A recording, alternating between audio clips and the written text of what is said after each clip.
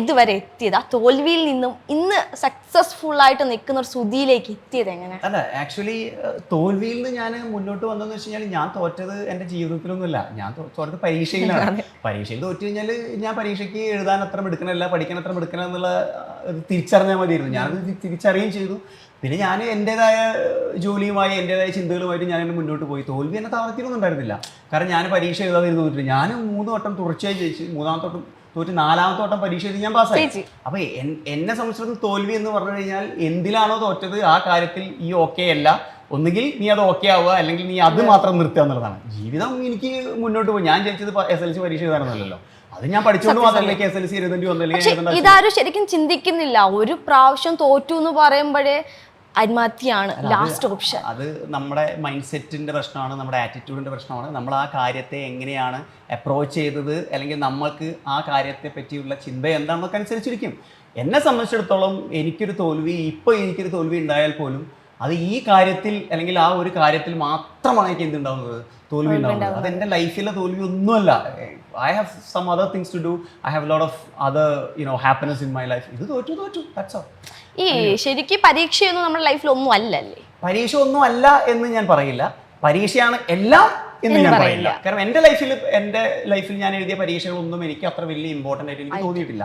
10ാം class പരീക്ഷ പോലും എനിക്ക് അത്ര വലിയ ഇമ്പോർട്ടൻ്റ് തോന്നിയിട്ടില്ല. തോന്നാത്ത കാരണം തോൽക്കുമെന്ന് പൂർണ്ണമായ ബോധ്യത്തിലാണ് ഞാൻ എന്ത് ചെയ്യുന്നത്, പരീക്ഷ എഴുതുന്നത്. പക്ഷേ ഞാൻ വിജയിക്കേണ്ടിയിരുന്ന ഏരിയയിൽ ഞാൻ വിജയിച്ചു. എൻ്റെ ചിന്തയെ ക്രമപ്പെടുത്തുന്നതിൽ, എൻ്റെ ജീവിതത്തിൽ എൻ്റെ കഴിവുകൾ കണ്ടെത്തുന്നതിൽ, എനിക്ക് ചുറ്റുമുള്ളവരെ എൻ്റെ കൂടെ ചേർത്ത് നിർത്തുന്നതിൽ, മറ്റുള്ളവരിൽ നിന്ന് കാര്യങ്ങൾ പഠിക്കുന്നതിൽ ഞാൻ എന്ത് ചെയ്തിട്ടുണ്ട്, വിജയിച്ചിട്ടുണ്ട്. അതാണ് എൻ്റെ ലൈഫിൽ ഞാൻ എന്തെങ്കിലും ആയിട്ടുണ്ടെങ്കിൽ എനിക്ക് കിട്ടിയ ഒരു ഗുണമെന്ന് പറയുന്നത്. ആ ഒരു ലേണിംഗ് ഞാൻ നന്നായി ചെയ്തിട്ടുണ്ട്. ശരിക്കും പാഠപുസ്തകത്തിൽ നിന്നല്ല ഒന്നും പഠിച്ചത്, എല്ലാം ജീവിതം പഠിപ്പിച്ച പാഠമാണ്. 110%. ഞാൻ പാഠപുസ്തകത്തിൽ നിന്ന് പഠിച്ചത് എന്താണെന്ന് ചോദിച്ചു കഴിഞ്ഞാൽ എനിക്ക് ഓർമ്മയുള്ളത് രാമകൃഷ്ണൻ സാർ പഠിപ്പിച്ച മലയാളം 2-ലെ പാത്തുമ്മാൻ്റെ ആട് മാത്രമാണ്. അത് അദ്ദേഹം പ്രസന്റ് ചെയ്ത രീതിയാണ്. രാമകൃഷ്ണൻ കുമരനല്ലൂർ അദ്ദേഹം പാഠപുസ്തകം പഠിപ്പിച്ച കാര്യം എൻ്റെ മനസ്സിലുണ്ട്. വേറെ ഒന്നും, കാരണം ഞാൻ അത്ര മിടുക്കനല്ലാത്തതുകൊണ്ടാണ് കേട്ടോ, വേറെ അവരുടെ ഒന്നും പ്രശ്നമല്ല. ഞാൻ അത്ര മിടുക്കനല്ലായിരുന്നു. ബാക്കി ഞാൻ എന്തെങ്കിലും എൻ്റെ ജീവിതത്തിൽ പഠിച്ചിട്ടുണ്ടെങ്കിൽ, ഒരു വ്യക്തി എങ്ങനെ ആകരുത് എന്ന് ഞാൻ പറയുന്നുണ്ടെങ്കിൽ ഞാൻ അങ്ങനെ ആയിരുന്നു, അത് അത്ര നല്ലതല്ല എന്ന ചിന്തയിൽ നിന്നാണ്.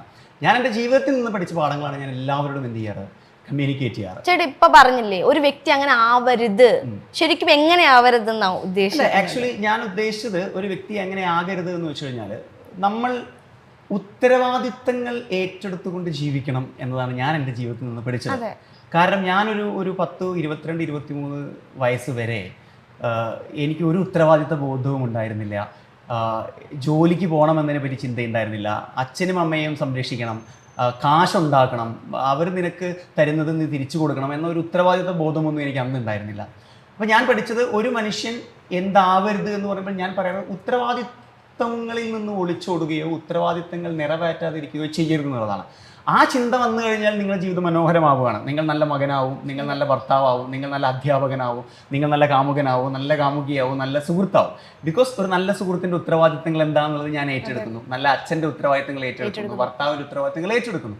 അപ്പോൾ നമ്മുടെ ജീവിതത്തിൽ കുറേ ഉത്തരവാദിത്തങ്ങൾ നമുക്കുണ്ട്, അത് ഏറ്റെടുക്കുക, അത് ചെയ്യുക.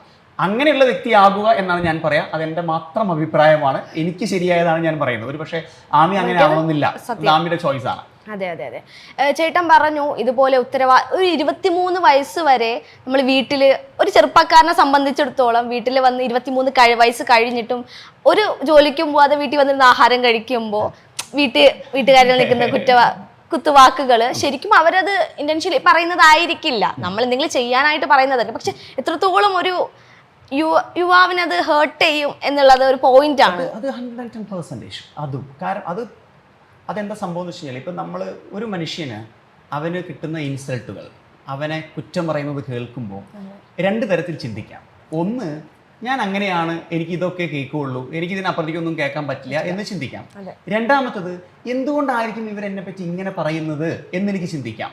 എന്നിട്ട് ഇനി അങ്ങനെ അവർക്കൊണ്ട് അത് പറയിക്കാതിരിക്കാൻ ഞാൻ എന്ത് ചെയ്യണം എന്ന് ലൈഫിൽ ചിന്തിക്കുന്നില്ല എന്നുള്ളതാണ് കാര്യം. കുറേയൊക്കെ അതുകൊണ്ടാണ് ആക്ച്വലി ഞാനൊരു ഇന്റർവ്യൂവിൽ പറഞ്ഞിരുന്നു, ഒരു സിനിമയിൽ പറയുന്നുണ്ട്, ഇൻവെസ്റ്റ്മെന്റ് ആണ് ഇൻസൾട്ടിംഗ് ആണ് ഏറ്റവും വലിയ ഇൻവെസ്റ്റ്മെന്റ് എന്ന് പറയുന്നുണ്ട്.